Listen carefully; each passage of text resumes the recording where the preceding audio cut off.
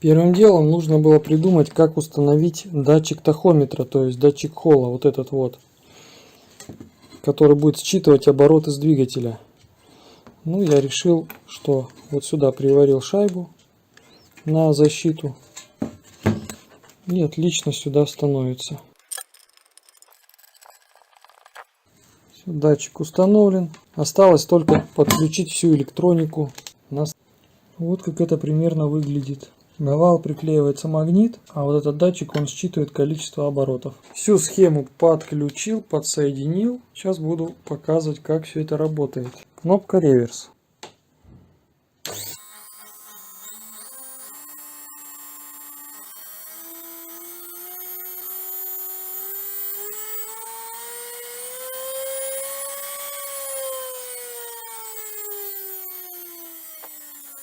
Все, теперь делаю станину, крашу станок и проверяю, как он работает.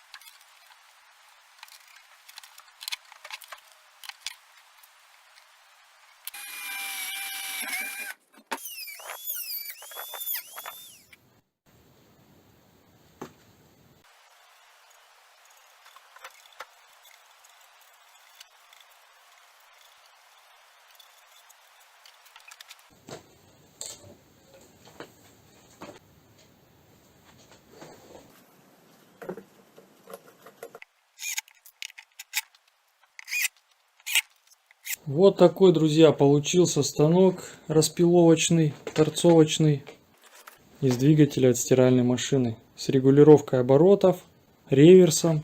Кстати, регулировка оборотов без потери мощности. Кстати, возвратный механизм осуществляется при помощи пружины.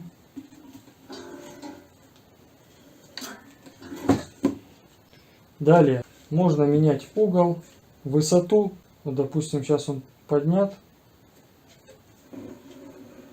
Поменяли угол 45 градусов, либо еще какой-то. Также по высоте его можно поднимать и опускать. Сейчас опустим. Вот он опустился. Вот здесь вот. Также поднимается. Подняли, зафиксировали. Все. Вот он. Также он может по вылету регулироваться. Ослабляем вот этот болт.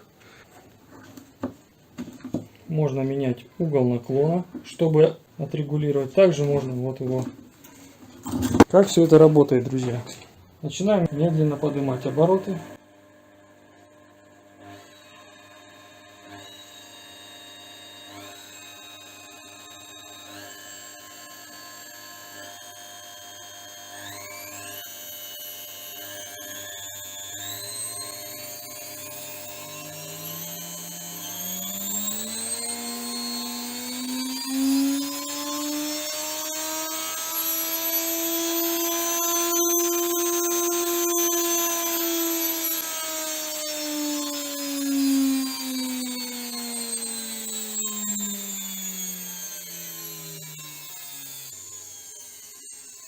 С этой стороны я сделал отметки. Вот это 45 градусов, это 90 градусов. Сейчас он стоит на 45. Если ослабить поворотный механизм, стал строго на 90 градусов. Так, пробуем пилить под 45 градусов вот такую профтрубу.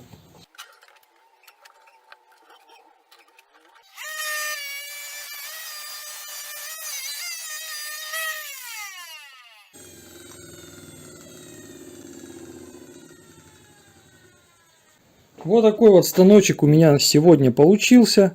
Честно говоря, не ожидал. Вещь отличная, просто работает на ура. Не думал, что 300-ваттный двигатель с 15 тысячами оборотов от стиралки автомат будет пилить металл в 2 счета. То есть мощности 300 ватт вполне достаточно. Самое главное, такие двигатели обязательно использовать с платой регулировки оборотов. Желательно тахометр устанавливать, чтобы знать, сколько оборотов, и на этой частоте продолжать пиление. Потому что если высокие обороты, это опасно. Может диск лопнуть. Ну, в общем, на самих дисках написано, с какой скоростью они должны максимально вращаться. Также можно вместо вот этого диска ставить диск по дереву. Выставлять обороты, которые предназначены для вот этого диска, и без проблем отпиливать бруски. Для меня достаточно два угла 45 и 90, поэтому я сделал шаблоны для их распила. Но в принципе можно любой угол выставить, какой вам надо, с помощью вращающегося простейшего механизма. Ссылочки на плату, на тахометр и на реверс, где я приобретал, оставлю в описании к видео. На сегодня у меня все. Всем желаю добра, удачи и успехов. Спасибо за просмотр. Пока-пока.